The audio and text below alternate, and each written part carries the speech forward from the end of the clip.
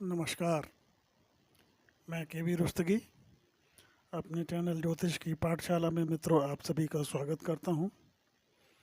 आज के इस वीडियो में मित्रों हम राहु केतु गोचर जो 18 मई 2025 को होने जा रहा है, जो सबसे महत्वपूर्ण गोचर है इस ब्रह्मांड का, इस वर्ष का, क्योंकि राहु और केतु जब गोचर करते हैं तो इकट्ठे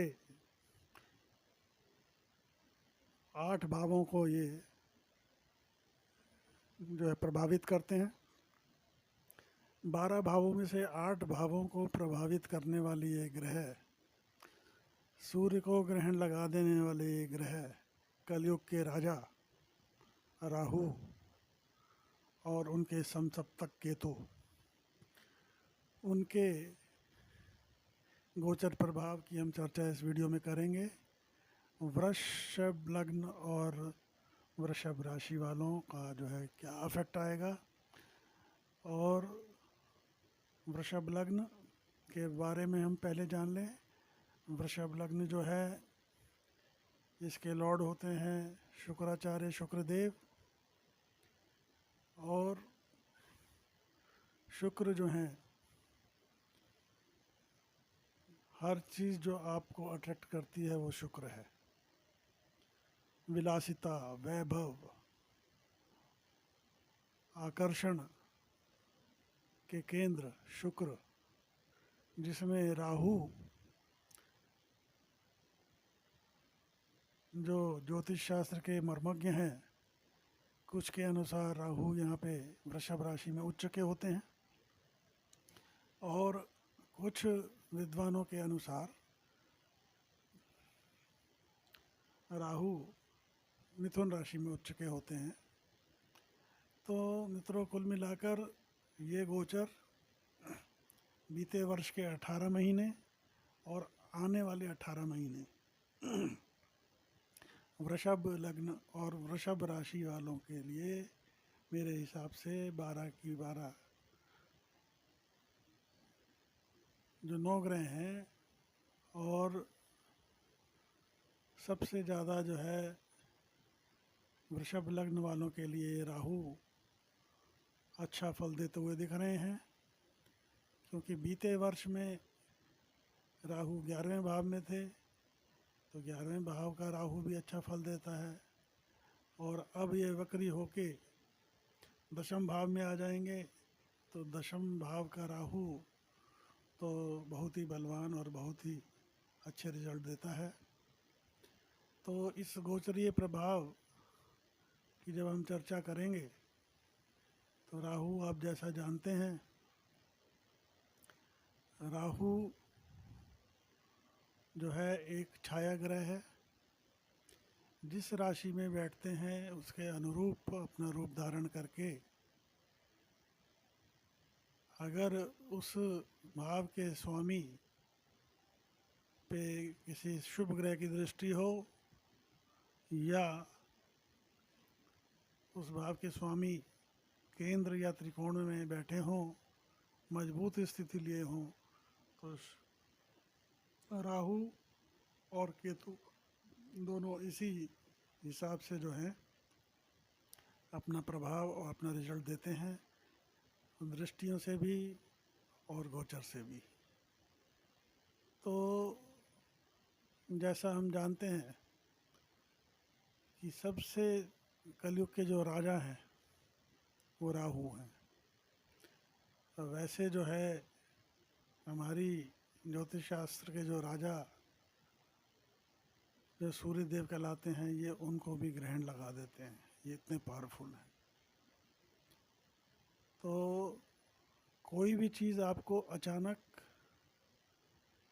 जल्दी ऊंचाइयों पे ले जाए, जल्दी लाभ दे, रातों रात आपकी किस्मत पलट दे, तो समझ लो ये राहु से प्रभाव है, राहु का प्रभाव है। और जैसा आप जानते हैं, मानव शरीर के हिसाब से गर्दन और गर्दन के ऊपर का हिस्सा जो होता है वो राहु होता है।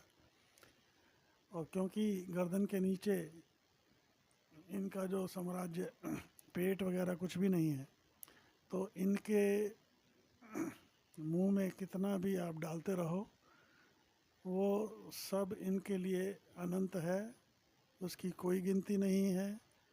और राहु से प्रभावित व्यक्ति का कभी भूख नहीं मिटती, कभी पेट नहीं भरता, कभी हवस नहीं ख़त्म होती। और इसी कारण से जो है इनके बुरे रिजल्ट भी सामने वाले को देखने पड़ते हैं। जैसे शेयर मार्केट का एग्जांपल लो, आपको अचानक से बहुत बड़ा लाभ, आपने उस लाभ को देखकर वो पैसा लाभ का भी लगा दिया और अपने और सोर्सेज के पैसा भी निकाल के और चीज़ें बेच बाच के भी शेयर मार्केट में लगा दिया। पता लगा कि जो लाभ आया था, जो पैसा कमाया था, वो भी डूब गया। तो इस तरह की स्थितियों से बचना चाहिए।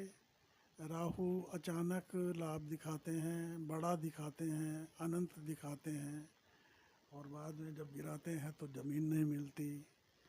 ये क्योंकि प्लेनेट छाया है, धुआं है, धोखा है, नशा है, तो हर तरह का जो जुआ, शराब, स्मगलिंग, इस तरह के जो कार्य जो लोग करते हैं वो राहु से प्रभावित होते हैं। राहु अच्छा या बुरा नहीं देखता, राहु को अपनी चीज़ें हर हालत में चाहिए, किसी भी हालत में चाहिए। ये कोई कानून की बाधा नहीं मानता, ये अच्छा बुरा नहीं मानता, बशर्ते है कि आपके कुंडली में अगर राहु किसी शुभ ग्रह से प्रभावित हैं तो आप शुभ रास्ते से भी पैसा कमाएंगे, और अगर शुभ ग्रह से प्रभावित नहीं है, हो सकता आप पैसा कमा लें, तो रास्ते गलत भी हो सकते हैं। विशेषकर वृषभ में जब ये उच्च के होते हैं तो वृषभ राशि या लग्न वालों को अपनी संगति पे ख्याल देना चाहिए, और ये व्यसन और शराब में आपको न डाल दें, क्योंकि उच्च के राहु और शुक्र मित्र हैं, परम मित्र हैं, तो आपकी ये संगत भी खराब कर सकते हैं, आपको नशे में डाल सकते हैं। तो इन चीज़ों से आपको बचना चाहिए। तो आते हैं मित्रों इसी हिसाब से अब गोचर प्रभाव पे। जैसा आप जानते हैं पिछले 18 महीने में राहु जो है मीन राशि में गोचर कर रहे हैं। मीन राशि में गोचर करने का जो प्रभाव आपने पिछले 18 महीने में देखा होगा, ये जो 11वां भाव है ये है बड़े भाई का, 11वां भाव है आपके मित्रों का, 11वां भाव है आपकी इच्छा पूर्ति का, 11वां भाव है लाभ का, 11वां भाव है आपकी इनकम का। तो ये चीज़ें आपको सब प्राप्त ही होंगी अगर आपका जो है गुरु जो है अच्छे स्थान पे बैठे हैं, या गुरु से आपके जो है दृष्ट हैं राहु, और शुक्र की स्थिति भी अच्छी है, तो आपको कोई बड़ा लाभ अवश्य मिला होगा, आपकी कोई बड़ी इच्छा पूर्ति अवश्य हुई होगी इस गोचर काल में बीते 18 महीने में। और जब राहु देव यहाँ पर बैठ के आपके 5वीं दृष्टि से आपके पराक्रम को देख रहे थे, तो पराक्रम करके आपने जो है वो चीज़ें सब हासिल की होंगी जो आप प्लानिंग कर रहे थे, और साथ ही साथ छोटे भाई बहन और मित्रों का भी आपको सहयोग मिला होगा। और यहाँ पे बैठकर 7वीं दृष्टि से आपके ज्ञान के साथ, और ज्ञान ये 5वां भाव जो है ज्ञान का है, आपके प्रेम का है, और प्रेम के साथ साथ ये जो है संतान का है। तो ऐसे में अगर बुध की स्थिति आपकी अच्छी रही होगी कुंडली में, त्रिकोण में रहे हों या केंद्र में रहे हों, तो आपको कुछ बाधाओं के बाद संतान से मतभेद या संतान उत्पत्ति में इनिशियल प्रॉब्लम आई होगी, लेकिन अंततः वो प्राप्त ही होगी, क्योंकि राहु जो हैं शनिवत रिजल्ट देते हैं। शनिवत मतलब शुरू में परेशानियाँ, परेशानी के बाद कार्य सिद्धि। तो ऐसे ही नवी दृष्टि से आपके दाम्पत्य को देखा होगा, तो दाम्पत्य में भी यही स्थिति रही होगी। शुरू में थोड़ा सा मनमुटाव, उसके बाद दाम्पत्य भी आपका जो है अच्छा चल रहा होगा। पार्टनरशिप में कोई शुरू में मतभेद, फिर उसके बाद मतभेदों का अंत, और व्यापार भी अच्छा चला होगा। इस तरह की स्थितियाँ। तो वृषभ लग्न और वृषभ राशि वालों के लिए बीते 18 महीनों में उनकी कार्य सिद्धि, लाभ के कई अनेक रास्ते, शेयर मार्केट से लाभ, और व्यापार में, नौकरी में, जिस भी क्षेत्र में आप थे, आप उन अच्छा लाभ अर्जन किया होगा। विदेशों से लाभ की प्राप्ति ही होगी। और अब जब ये 18 मई को, क्योंकि राहु और केतु ऐसे ग्रह हैं जो हमेशा वक्री रहते हैं, तो वक्री होकर ये जो है अब आपके दशम भाव में गोचर करेंगे। दशम भाव का राहु और आपके शनि कुंडली में मजबूत है, तो आपको जो है राजा बना देता है। पॉलिटिशियन है तो आपको महत्वपूर्ण पद मिलेंगे। शासन से, प्रशासन से हर तरह की जो है आपकी कार्य सिद्धि होगी। पिता से भी आपका जो पहले थोड़ा सा मतभेद था, वो चीज़ें सब मैनिपुलेट होंगी। तो ऐसे में दशम का राहु, वृषभ लग्न, राशि मतलब 2 नंबर है, ये वृषभ लग्न है, चंद्रमा है तो वृषभ राशि है। तो आप लोगों की पौ 12 एकदम ऐसा छप्पड़ फाड़ के ये राहु देंगे कि आप भी चकित हो जाएंगे, क्योंकि यहाँ बैठकर 5वीं दृष्टि से आपके धन भाव को, बुध की स्थिति अच्छी है, तो यहाँ पर आपको खूब धन संचय, धनागमन, और हर तरह से परिवार में भी जो है आपके कुछ बढ़ोतरी हो सकती है। धन आगमन होगा, धन संचय होगा। 10वीं दृष्टि से आपके 7वीं दृष्टि से आपके सुख भाव को देखेंगे। दशम पे बैठे राहु मजबूत स्थिति में है अगर, और सूर्य भी आपकी कुंडली में मजबूत है, तो भयंकर भूमि, भवन, वाहन बिल्कुल अलग हटके, विलासिता से परिपूर्ण सुख, अनंत सुख देने वाला ये गोचर। तो ऐसे में आप लोगों के जो है सुख में वृद्धि, माता के जो है हेल्थ इश्यूज़ वगैरह में अब जो दिक्कत थी वो ठीक होगी। भूमि, भवन, वाहन सब में जो है आपको बड़ा बड़ा, जो जैसे अगर छोटा घर था तो आप बड़ा घर लेंगे, छोटी गाड़ी है तो बड़ी गाड़ी लेंगे। इस तरह की स्थितियाँ निर्मित होंगी। अगर सूर्यदेव कमज़ोर हैं तो ये चीज़ें थोड़ा सा आपको परेशानी इस गोचर में हो सकती है। तो ये आपको ज़रूर देखना है। गोचरी स्थितियाँ अच्छी हैं, लेकिन ग्रहों का आपकी कुंडली में क्या स्थिति है, क्योंकि वृषभ लग्न और वृषभ राशि वाले लाखों लोग होंगे, हर एक को ये स्थिति प्राप्त नहीं होगी, क्योंकि वो हमको आपकी जन्म पत्रिका से जांचना पड़ता है। अब आ जाते हैं नवी दृष्टि पे। नवी दृष्टि रोग रिपूर्ण, तो यहाँ पर आपके शत्रु बिल्कुल आपके सामने टिक नहीं पाएंगे, और कोई रोग की स्थिति थी तो वो भी आपका जो है उन चीज़ों पे विराम लगेगा। और कुल मिलाकर जॉब, और क्योंकि एक चीज़ और आपको मैं बता दूं, क्योंकि देवगुरु बृहस्पति अभी वृषभ में गोचर कर रहे थे, 15 मई को जो है ये बुध मिथुन में आ जाएंगे, तो यहाँ पे देवगुरु बृहस्पति की जो है 9वीं दृष्टि आपके दशम भाव पे पड़ेगी। तो देवगुरु बृहस्पति की दृष्टि, दशम का गोचर, तो ऐसे में आप लोगों को नौकरी में, व्यापार में, राजनीति में, शासन में, प्रशासन में बहुत ही मान सम्मान वाली स्थिति और बहुत ही बढ़िया गोचर है। तो आप इस गोचर का लाभ उठाएं और मेरी अग्रिम से वृषभ लग्न और वृषभ राशि वालों को शुभकामनाएं।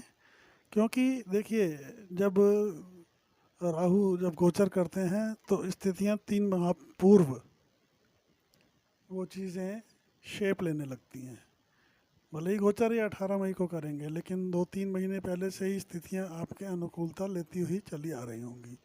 और अगर आपकी कुंडली में राहु कमज़ोर हैं या या सूर्य कमज़ोर हैं या बुध कमज़ोर हैं, तो उसके नकारात्मक परिणाम भी आपको देखने को मिल रहे होंगे। तो वीडियो के अंत में मैं वो भी आपको बताऊंगा, अगर नकारात्मक परिणाम मिल रहे हैं तो आप उनको कैसे न्यूट्रलाइज करेंगे। तो इस तरह की स्थिति निर्मित होगी। अब आते हैं मित्रों, जब 12वें भाव में केतु रहे होंगे, मीन में 11वें में, तो केतु आपके पंचम भाव में रहे होंगे। तो केतु जो है, राहु जैसे पापा ग्रह हैं, केतु शुभ ग्रह होते हैं, अत्यंत शुभ होते हैं। केतु का मतलब होता है पताका, केतु का मतलब है अचानक, आकस्मिक, केतु का मतलब है ऊंचाई। और केतु यहाँ पे बैठकर अगर आपके बुद्ध कुंडली में मजबूत हैं तो आपको संतान से, आपके ज्ञान से और प्रेम संबंधों में भी आपको जो है अनुकूलता मिली होगी। और कहीं बुद्ध अगर यहीं पे विराजमान है और अच्छी स्थिति में है, मजबूत स्थिति में है, तो यहाँ पर अत्यंत शुभ फल दिया होगा आपको बीते 18 महीने में। और जब ये केतु यहाँ से आपके भाग्य भाव को देख रहे थे, भाग्य का भी साथ मिला होगा, लाभ भी दिया होगा। और इसी के साथ साथ लग्न पे दृष्टि, तो सब जहाँ पे दृष्टि है तो वहाँ के ग्रहों की स्थिति देख लीजिएगा। अगर रिजल्ट सही मिल रहे हैं और नहीं मिल रहे हैं तो उसके लिए वीडियो के अंत में हम आपको उपाय बताएंगे। अब ऐसे ही जब चतुर्थ में रहें, जब दशम में आएंगे तो चतुर्थ में रहेंगे केतु, तो यहाँ पे सूर्य की स्थिति देख लेना। सूर्य अगर बलवान स्थिति में है और केतु साथ में बैठे हैं, वैसे तो ये जो है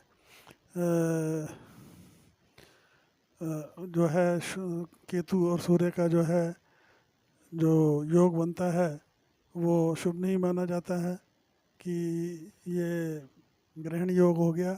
लेकिन ये ग्रहण योग का नहीं, ये आपको अगर शुभता लिए हैं, आपके साथ में सूर्य बैठे हैं, केंद्र या त्रिकोण में सूर्य बैठे हैं और अंश बल मजबूत लेके बैठे हैं, तो आपको ये गोचर आपको जो है मान प्रतिष्ठा दिलाने वाला, आपको जो है आकस्मिक धन दिलाने वाला और साथ ही साथ विदेशों में सफलता दिलाने वाला होगा।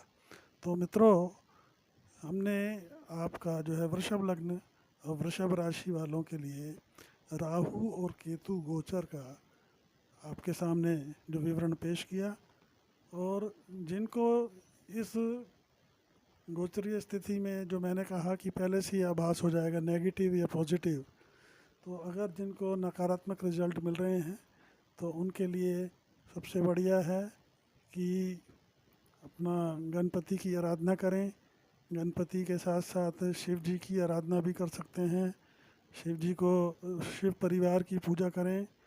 और इसके साथ भैरवनाथ वगैरह के दर्शन करने से भी ये जो है राहु और केतु का प्रभाव कम होता है। क्योंकि राहु और केतु ये भ्रम की स्थितियां पैदा करते हैं। और इसके अलावा माँ सरस्वती का एक शाबर मंत्र है, उसका जप करने से भी आप लोगों को, क्योंकि थॉट प्रोसेस में क्लैरिटी आती है, कन्फ्यूज़न ख़त्म होता है शावर मंत्र को जप करने से। तो उससे भी आपको काफ़ी रिलीफ मिलेगा, कन्फ्यूज़न दूर होगा और इनके नकारात्मक परिणाम अगर आपको मिल रहे होंगे तो उसमें कमी आएगी।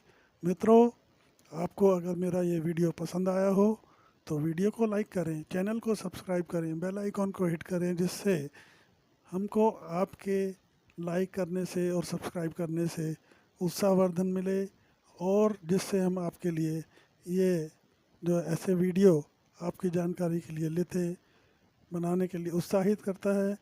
और अगर कोई आप मेरे से निजी ज्योतिष परामर्श करना चाहते हैं तो मेरा व्हाट्सएप नंबर है 8178113518। कॉल्स हम नहीं ले पाएंगे। इसी के साथ नमस्कार, जय हिंद, वंदे मातरम।